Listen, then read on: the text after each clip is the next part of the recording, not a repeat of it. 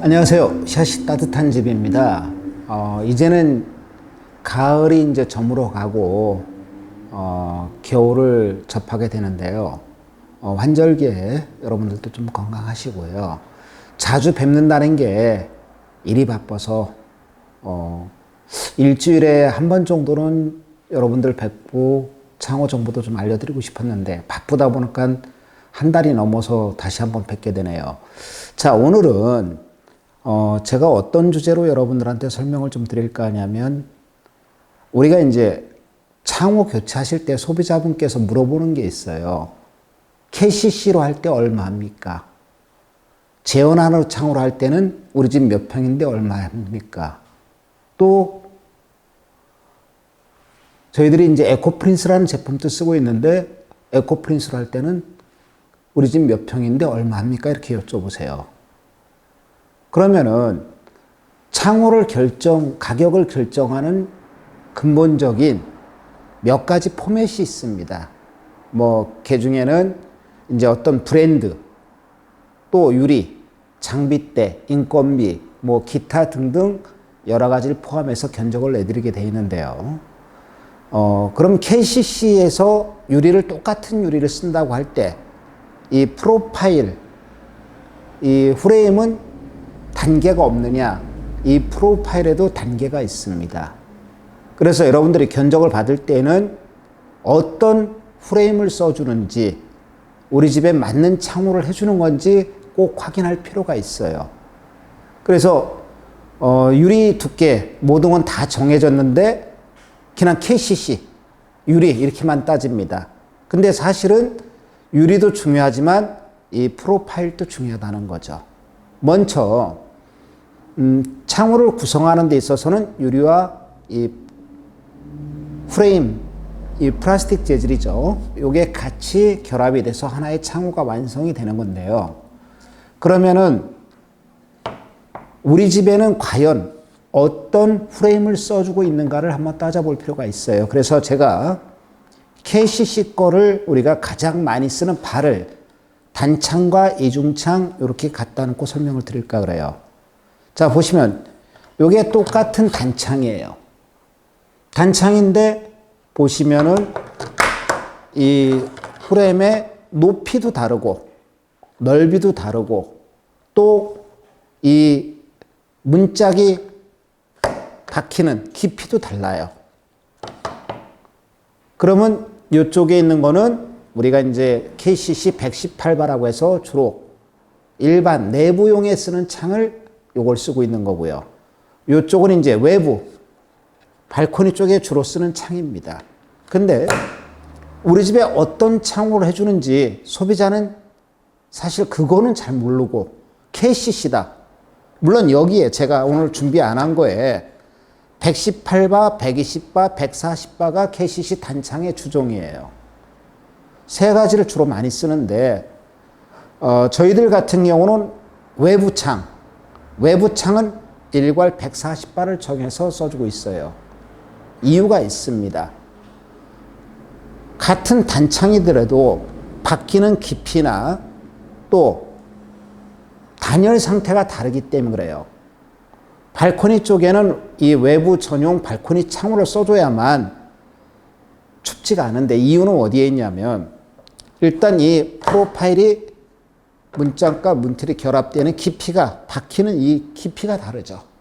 또 한 가지는 일반 창과 발코니 창의 가장 구분을 짓기 쉬운 부분이 어떤 걸로 보시냐면, 우리가 이렇게 문짝에는 모헤어라는 게 돼 있어요. 그죠? 이거는 일반용에도 들어가고 이렇게 발코니 전용에도 모헤어가 들어갑니다. 그렇다면 문틀에는 일반용은 모헤어가 없어요. 아예.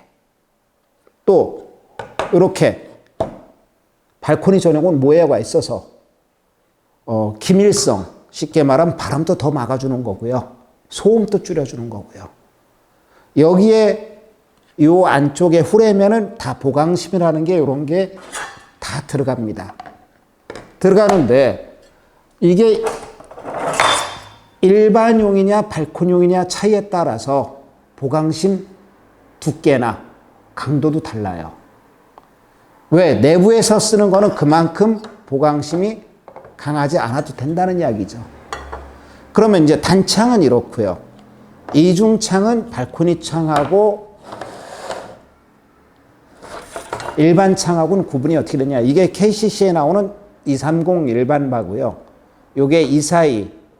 뭐 조금 창호를 공부하신 분들은 이제 뭐 140바 같은 경우 누프라임, 프라임 요 정도는 알고 계시는 분들도 있어요. 근데 일반 소비자들은 대부분 KCC 하면 똑같은 KCC로 알고 있다는 이야기죠. KCC에 지금 말씀드렸듯이 단창은 거의 3단계로 주로 이루어져 있어요. 118바, 120바, 140바. 그러면 이중창 같은 경우도 요거는 지금 일반 이중창이라고 그러고 요거는 발코니 전용 이중창이라고 그래요. 자, 여기서도 보시면 이렇게 높이가 확연히 차이가 나죠. 또 아까도 말씀드렸듯이 단창하고 똑같이 여기에는 지금 모헤어가 없어요. 어느 틀에도. 근데 발코니 전용은 이렇게 모헤어가 들어가 있습니다. 그러니까 문틀과 문짝이 이렇게 껴졌을 때 얘는 중간에도 한번 잡아주고 있다는 이야기죠. 이 모헤어가. 그래서 밀폐성이 좋다고 보시면 되는 거죠. 자, 여러분들이 그러니까 창호를 선택하실 때 에코프린스라는 제품도 이렇게 단계가 있어요. 근데 대부분 어떤 집에 가보면은 뭐 업체가 조금 비양심적이라고 해야 할지 아니면 소비자가 싼 걸 원해서 그런 건지 모르겠습니다만은 샤시 시공하고 춥다고 그래요. 문이 자꾸 흔들린대요. 바람만 조금 불어도. 그거는 이렇게 일반용을 외부에다 시공했을 경우 그런 경우가 많습니다. 그래서 여러분들이 견적을 받을 때 유리 두께 이런 거는 관심들이 참 많아요. 많이 보편화되어 있는 이야기니까 16mm 써줍니까? 22mm 써줍니까? 24mm 써줍니까? 근데 정작 이 프레임에 대해서는 물어보시는 분들이 별로 없어요. 그래서 여러분들이 창호 선택할 때 유리도 중요하지만 일반 발을 쓰느냐, 발코니 전용 발을 쓰느냐, 이거는 굉장히 중요하다는 이야기예요. 그래서 오늘은 여러분들이 이제 창호 견적 받으면서 저희 집에는 발코니 전용 창을 분명히 써줍니까? 물어보세요. 일반 바로 해주면서 발코니 전용 쓰는 집보다는 당연히 가격 차이가 나죠. 견적에서. 무조건 KCC, 뭐 LG 또는 에코프린스 어떤 걸로 견적받든 간에 외부용 발코니 전용을 정확하게 써주는지 꼭 확인을 해달라는 이야기예요. 뭐 여러분들이 이제 KCC는 단창이 3단계, 뭐 이중창은 지금 2단계 이렇게 보셨는데 LG 같은 경우는 단계가 자그마치 창호 단계를 6단계를 줬어요. 뭐 베스트 3, 5, 7, 슈퍼 7, 3, 5, 7 그러면은 베스트 3로 견적을 받았다고 한다면은 LG 중에 최저의 제품을 받았는데 소비자들은 그거는 또 몰라요. 뭐라고 하냐? 난 LG로만 견적을 받았어요. 이래요. 그러면 베스트 시리즈 같은 경우는 바가 베스트 3 같은 경우는 비근의 예를 들자면 이렇게 턱이 높지도 않고요. 깊지도 않고 단창이 125바 같은 경우는 12.5cm라는 거예요. 폭이. 또 높이도 다르고요. 그래서 LG 거라고 해서 무조건 다 좋은 게 아니고요. KCC 거라고 해서 다 좋은 게 아니라는 이야기죠. 발코니 쪽에는 발코니 전용 창을 써줘야 하고 내부에는 내부 창을 써줘야 하고 또 조금 샤시 공부를 하신 분들은 우리 내부에도 발코니 전용 창으로 좀 넣어주세요. 많이 추위를 타요. 이러는 분들이 있어요. 저 같은 경우 이렇게 가서 상담을 하다 보면 굉장히 추위를 탄대요. 환자도 있대요. 그러면 저 같은 경우 방창에 일반 창을 안 써주고 발코니 전용 창으로 넣어주는 경우가 있어요. 그러듯이 창호를 선택할 때 유리 두께도 중요하고 노유리를 넣냐 안 넣냐도 중요하지만 이 프레임 어떤 메이커의 어떤 프레임을 쓰느냐를 분명히 여러분들이 알고 계셔야 한다는 이야기죠. 자, 오늘은 제가 여러분들이 창호를 선택하는 데 있어서 일반용 프레임을 쓰느냐, 발코니 전용 창이라는 프레임을 쓰느냐, 꼭 견적받으면서 한 번씩 질문해 보는 것도 여러분들이 창호를 시공하고 나서 후회하지 않는 지름길이 될 거예요.